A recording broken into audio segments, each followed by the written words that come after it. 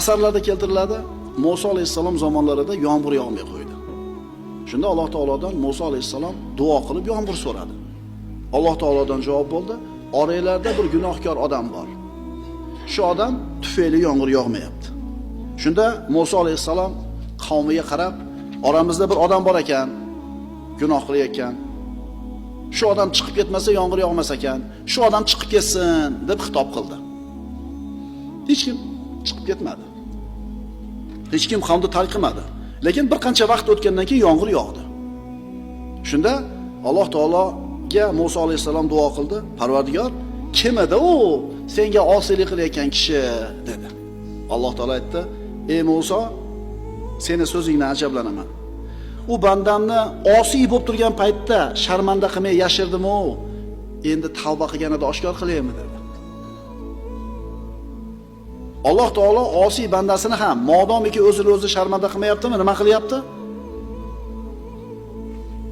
Bor, shunaqa odamlar bor, urug'ingizda bor, mahallangizda bor, jo'rangizda bor, poylab yuradi. Shu bitta xato qilsa ko'tarib chiqib, mana shu odam yaxshi odam bo'lmaydi. Agar birodar siz ham kimnidir haqqini qachonlardir yeb qo'yib, zulman sizlar shu turli kasb egalari bilan gaplashinglarda muammolarni aytadi. Mansabingiz bilan qo'rqitdingiz. Quvvatingiz bilan qo'rqitdingiz. Agar shunaqa qilib kimnidir haqqini yeb bermasdan chiqib ketgan bo'lsangiz, ustalarni uydan chiqarib yuborayotganlarni ko'p eshitamiz. Usta zo'r qilgan ishdi. Endi pulni olishga kelganda mana qilsan, nagili bermay qo'yganlar bor ekan. O'sha o'zga yurtda ishlayotgan, bizdan borib ish prorablik qilayotgan odam 3-4 ta bolalarni olib kelgan, ishlatgan. Katta ob'yomdagi ishni olgan, endi qilgandan keyin bolalarga to'laydigan pul katta bo'lib ketgan. Bermagan, uni bahona qilib. Qarg'ab kelishgan uying kuysin deb. Uy kuyib ketdi. Uy kuyib ketdi. Shu bilan qutulgan bo'lsa, ularni haqqidan oson qutulibdi. Chunki tikkalab olish mumkin uyda. Agar oxiratga qolib qolgan bo'lsa-chi? Shuning uchun uyda usta ishlayotgan boyvachchalar, odam ishlatayotgan prorablar qilayotgan ishini haqqini beringlar. U sho'ring qurgur haligi mazlumlarchi, ilmsiz, savodsiz bo'lgan uchun so'kinib chiqib ketadi. Seni Allohga qo'ydik desin-da, tamom bo'ladi shu odam. Alloh Karim, Alloh avf qiladi. Namoz o'qimagan bo'lsa, ro'za tutmagan bo'lsa, Alloh umid qilamiz, chunki kechiruvchi bo'lgan zot Alloh taolo.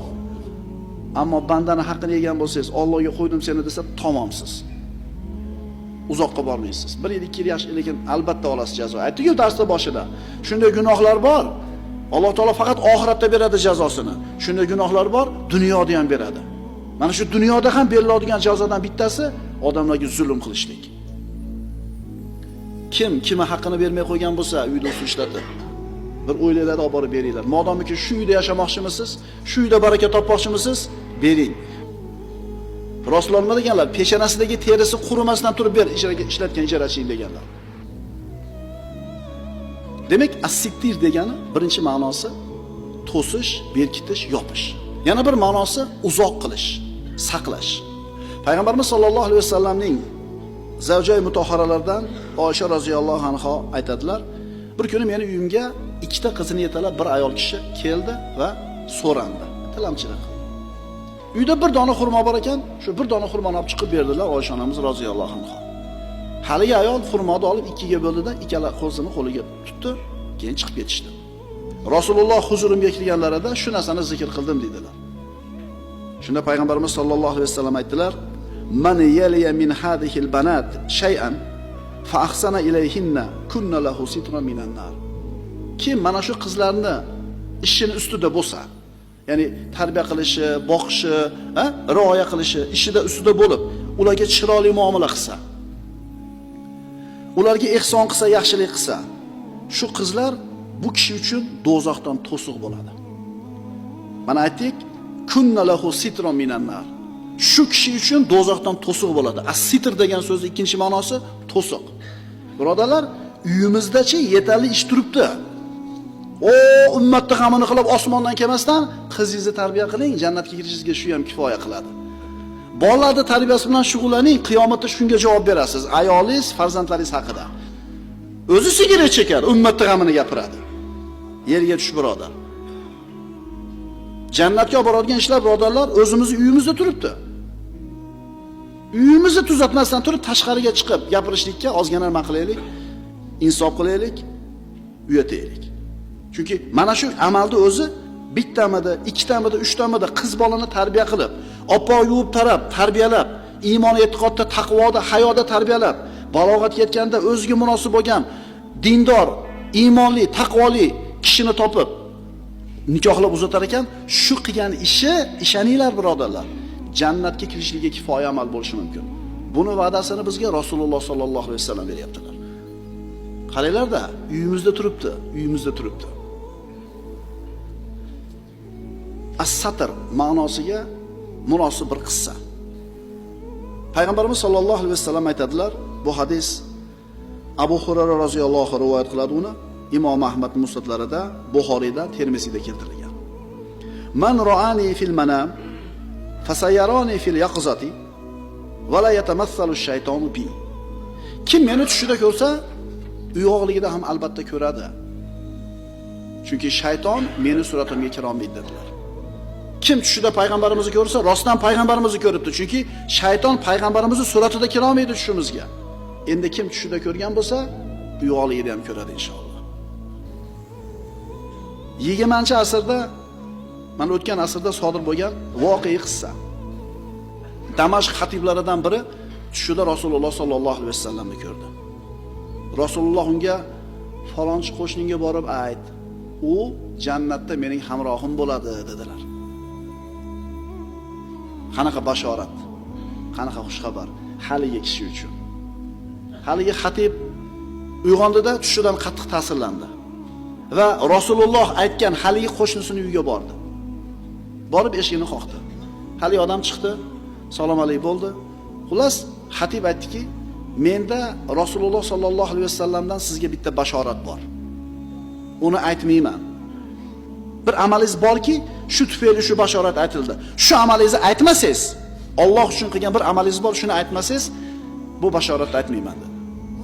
Haligi qo'shni unamadi aytishlikka. Ammo Rasulullohdan bashorat deb turibdi. Xatib ham qistab turib oldi, xullas aytadigan bo'ldi. Uylangandim dedi. Bir ayolga sovchi qo'yib uylandim. Menga turmushga chiqqanida 5 oylik xonada homilasi bor edi ekan dedi. Ya'ni benikoh bo'lgan homila. Mana endi shu yerda haydab chiqarib olsa, sharmanda qilsa haqqi bor. Lekin bu ayolni oyog'i toyilib, haqdan toyilgan ekan, meni qo'limda tavba qilishigini xohladim, yashirdim dedi. Aybini berib ketdim. Tug'adigan payt kelganida endi 4 oydan keyin tug'di. Turmushga chiqqaniga 4 oy bo'lib turib tug'ib qo'yapti. Doyani uyga olib keldim, tunda tug'di. Tong yotganda haligi bolani qo'limga oldimda jami masjidiga bomdod namoziga kech qolibroq chiqdim. Hamma namozga turgan, imom quloq qoqqan, hamma kirib bo'lgan, sekin eshik tagiga qo'ydi bolani, kirib imomga ergashdi. Namozni o'qib bo'ldi, tashqariga chiqsa odamlar to'planib turibdi. Nima gap? Ha, birov bolani qo'yib ketdi. Shunday keldida, haligi odam, menga beringlar shu bolani, men boqib olaman shuni dedi. Berishdi, onasiga olib borib berdi. Bir mo'min ayolni xatosini, kamchiligini, oyog'i toyilib ketganligini yashirib qo'ydi. Rasululloh sollallohu alayhi vasallamdan qanday bashorat keldi? Jannatda mening hamrohim bo'ladi. Ehtimol bitta shu ishingiz biror marta men ham bir odamni qilgan shu xato, kamchiligini, gunohini yashirib qo'yganmanmi deb so'rab ko'raylik. Agar ha degan javob bo'lsa, muborak bo'lsin.